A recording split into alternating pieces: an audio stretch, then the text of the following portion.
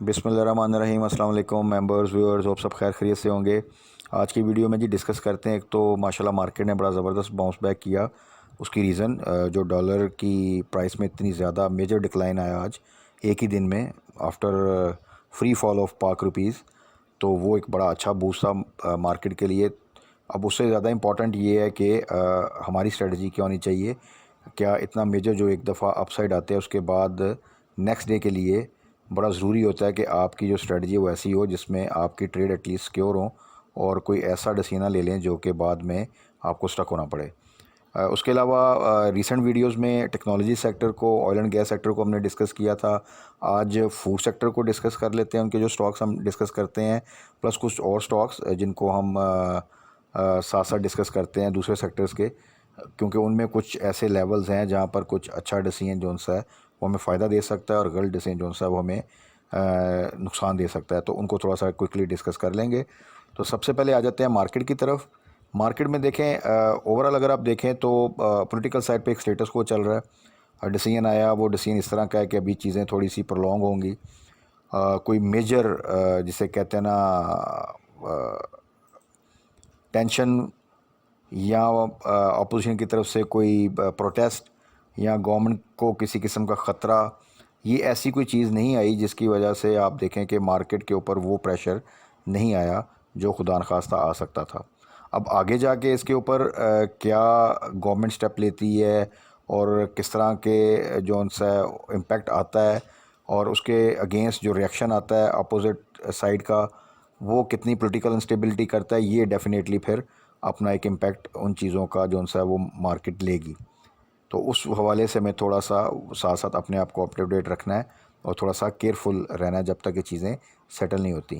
जहाँ तक इकनॉमिकली आप देखें चीज़ों को, तो जो डॉलर ने आज इतना बड़ा डिप लिया वो डेफिनेटली एक अनएक्सपेक्टेड मूव थी। जिस तरह रिसेंटली आपने देखा कि एक दिन में डॉलर ने 7-8 रुपये गेन भी किया था, तो वो भी काफ़ी ज़्यादा पैनिक आई थी मार्केट में कि ये क्या हो रहा है। तो इस तरह आज डॉलर का मोर देन 10 रुपीज़ गिरना, ये भी एक बहुत ही अनएक्सपेक्टेड मूव थी। और इसी तरह मार्केट ने भी आप देखें तो बड़ा अनएक्सपेक्टेडली बड़ा स्ट्रांगली बाउंस बैक किया।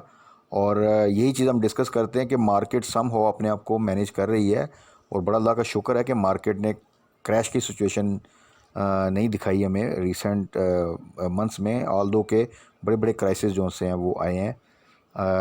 तो इसीलिए जैसे ही मार्केट को थोड़ी सी अच्छी न्यूज़ मिलती है, थोड़ा सा रूम मिलता है, तो वो एकदम इमीडिएटली बाउंस बैक करती है। बट प्रॉब्लम क्या है इस वक्त कि कोई भी चीज़ सस्टेन नहीं करती अच्छी चीज़। कुछ ना कुछ आगे कुछ ऐसा हो जाता है जिसकी वजह से मार्केट को दोबारा अपने आप को करेक्ट करना पड़ता है।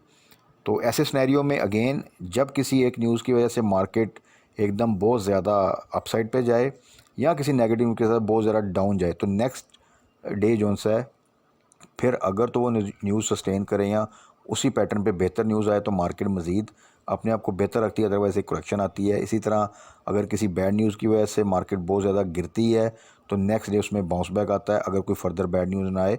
और ये चीज़ें हमने रिसेंटली देखी हैं। तो इसलिए ऐसे सिचुएशन में जब तक कि चीज़ें कोई थोड़ी सी प्रॉपर स्टेबलाइज नहीं होती, एहतियात से प्ले करना है। जिस तरह आज एक बाउंस बैक किया तो जो होल्डिंग्स थी वो अपसाइड पे आई।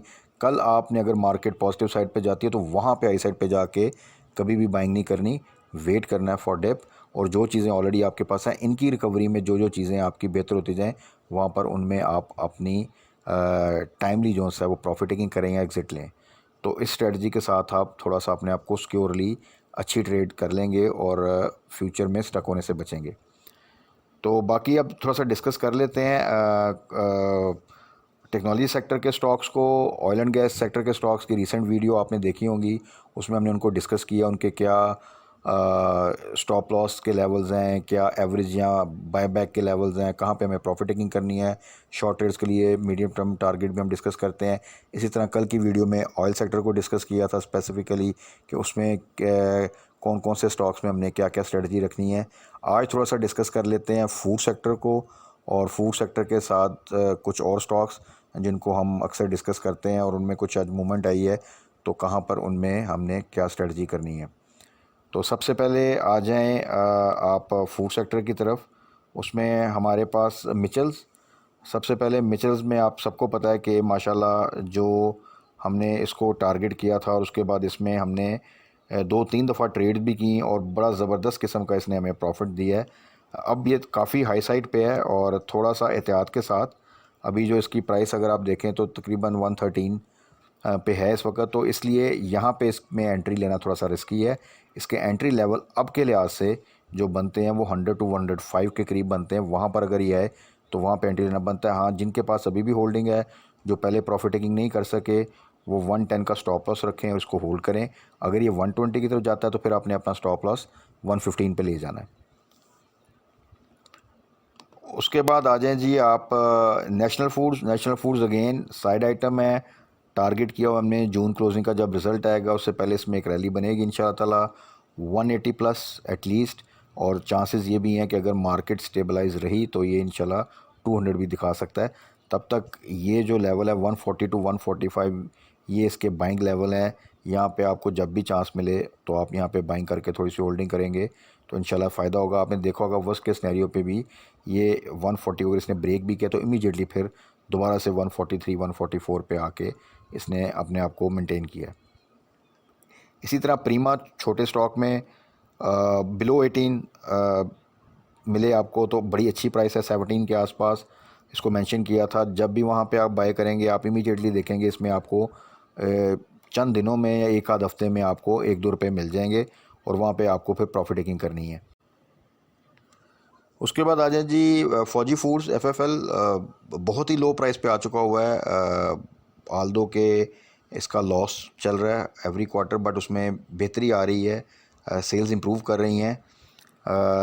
बिलो 6 इन एनी केस बहुत ही सिक्योर प्राइस है, वहाँ से ये बाउंस बैक करेगा और एक्चुअली जैसे ही मार्केट स्टेबलाइज होगी तो एटलीस्ट ये आपको 9-10 की प्राइस दे सकता है। थोड़ा सा होल्ड करना पड़ेगा कुछ अर्सा, तो देन आप इसमें प्रॉफिट गेन कर सकते हैं। जिन दोस्तों ने हाई साइड पे बाय किया हुआ है यानी 10, 9, 8 वहाँ पर, तो वो बिलो 6 इसको एवरेज कर सकते हैं। बट इसमें डे ट्रेड मुश्किल होती है। जिस दिन इसमें मोमेंट बनेगी उसके बाद ये फिर आपको इजीली जो सा है 1-2 रुपये का गेन दे जाएगा। इसके बाद आ जाए जी क्लोवर, साइड आइटम है। आप सबको पता है कि एक टाइम पे ये अबव 150 पे ट्रेड करता था। फिर इसमें कुछ न्यूज़ आई, कुछ इश्यूज़ हुए इसके साथ। जो मेजर होल्डिंग कंपनी थी इसने उन्होंने काफ़ी सेलिंग की, डिफ़ॉल्टर काउंटर में चला गया, फिर डिफ़ॉल्टर काउंटर से बाहर आया, तो इसलिए ये इस वक्त आपको इस प्राइस पे मिल रहा है। सो इसमें भी अराउंड 18-19 बिलो बड़ी अच्छी प्राइस है जहाँ पे आप एंट्री ले सकते हैं। और ये मेंशन भी किया था लास्ट वीक हमने, जब फूड सेक्टर के स्टॉक्स को हमने मेंशन किया था कि this was the right price कि जहाँ पे आप एंट्री लें तो इंशाल्लाह ताला यहाँ से नीचे जाने के चांसेस मिनिमम है और अपसाइड के चांसेस काफ़ी ज़्यादा हैं। तो बिलो 19 इसमें एंट्री बनती है, वहाँ पे एंट्री करके आप थोड़ा सा होल्ड करेंगे तो साइड आइटम है। जैसे इसमें थोड़ी सी गेम बनेगी तो इजीली आपको 25 की प्राइस दे देगा। अभी जब ये डिफ़ॉल्टर काउंटर से भी इसकी न्यूज़ आई थी तब हमने इसको टारगेट किया था, तो इसने कंटिन्यूसली मल्टीपल कैप्स लगाए थे और आई थिंक 28-30 के पास जाकर जो सा फिर वहाँ से फिर इसने करेक्शन ली।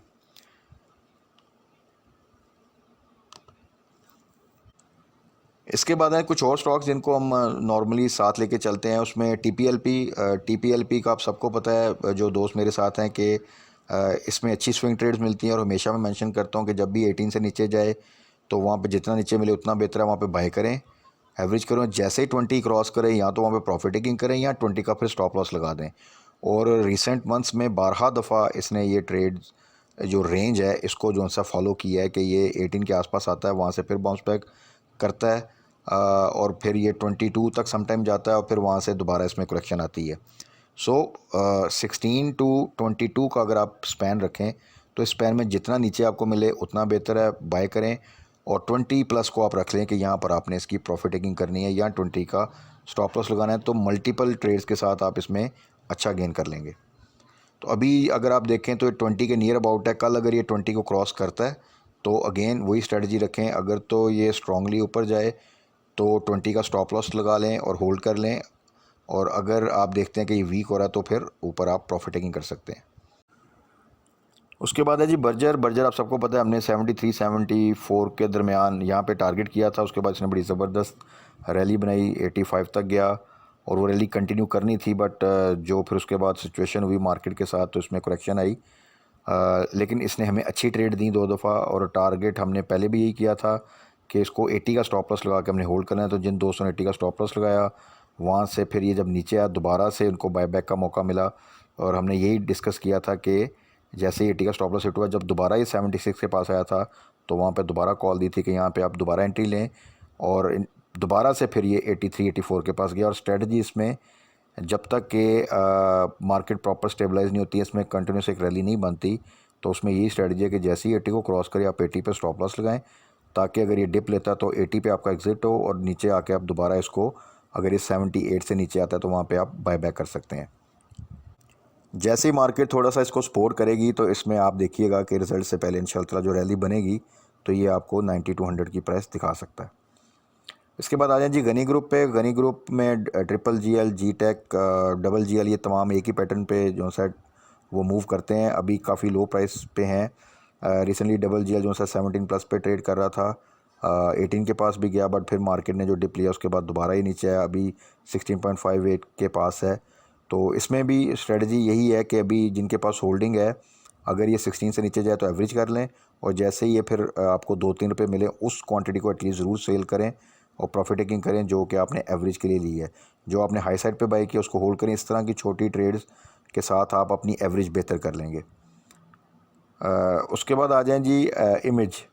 इमेज में भी हम कई दफ़ा डिस्कस कर चुके हैं, अच्छी स्विंग ट्रेड मिल जाती हैं, और वो यही है कि जैसे ही ये 13 से नीचे जाए, 14 से इवन नीचे जाए तो वहाँ पे आप बाय करें, और जैसे ही ये फिर 17 18 के पास जाए वहाँ पे प्रॉफिट टेकिंग। अभी क्योंकि काफ़ी इसने डिप लिया था, आज कैप हुआ, तो अभी भी प्राइस इसकी जो सी है वो बाइंग रेंज में है। 14 से नीचे इसकी जो रेंज है वो बाय रेंज ही है, उसमें कोई इतना इशू नहीं है।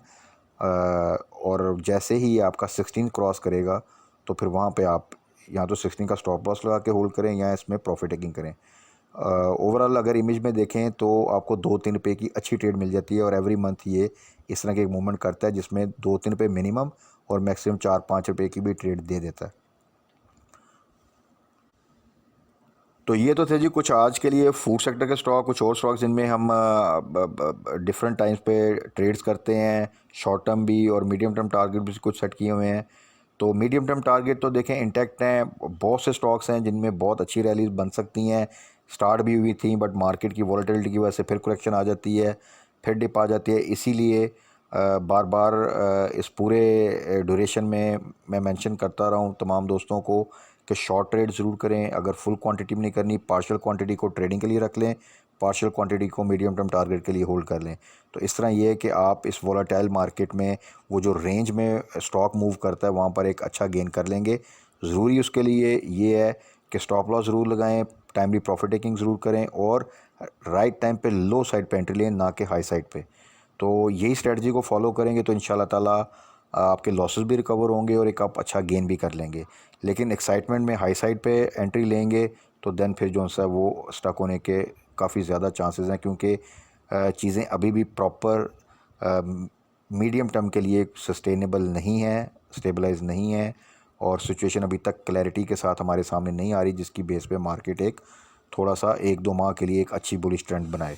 तो तब तक अपना स्ट्रेटजी को इसी पैटर्न पे रखें कि आप शॉर्ट ट्रेड्स के साथ जहाँ पे आपको लो साइड पे कोई स्टॉक मिलता है वहाँ पे एंट्री लें, और हाई साइड पे टाइमली प्रॉफिट टेकिंग करें। बाकी कल मार्केट क्लोजिंग के बाद क्या सूरत हाल होती है, स्पेसिफिकली जो कल प्रोटेस्ट करना है PTI ने, उसके किसी किस्म का अगर कोई वायलेंस या कोई ऐसा डिसीजन गवर्नमेंट की तरफ से किसी किस्म की अरेस्ट जो कि फ़र्दर पॉलिटिकल साइड पे एक प्रेशर डाल सके, वो अगर नहीं होता तो मार्केट पॉजिटिव साइड पे इंशाल्लाह ताला अपना मोमेंटम थोड़ा मेंटेन करेगी। लेकिन उस साइड से अगर कोई बैड न्यूज़ आती है तो वो फिर डेफिनेटली अपना प्रेशर मार्केट पे लेकर आएगी। तो इसीलिए अपनी जो स्ट्रेटजी को अकॉर्डिंगली जो न्यूज़ आती हैं, जिस तरह मार्केट क्लोजिंग आती है उसके अकॉर्डिंगली हम डिस्कस भी कर लेंगे, रिफ़ाइन भी कर लेंगे। तब तक अपना ख्याल रखिएगा, दुआ में याद रखिएगा। Stay blessed. अल्लाह हाफ़िज़।